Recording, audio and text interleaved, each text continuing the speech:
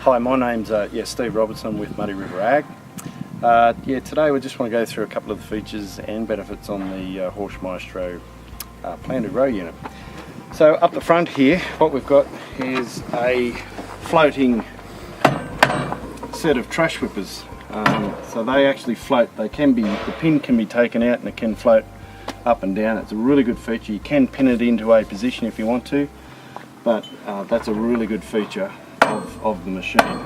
Now, if you can see up in here, the other good feature of this machine is this hydraulic downforce. This hydraulic ram here, through this parallelogram system, actually puts pressure down onto the row unit. So the bane of most planters is planter bounce. So what we can do, we can control planter bounce from the cab electronically over hydraulically by 10 kilo increments. So if you're hearing that, you can, that means those gauge wheels aren't getting good ground pressure, which means you're going to get planter bounce.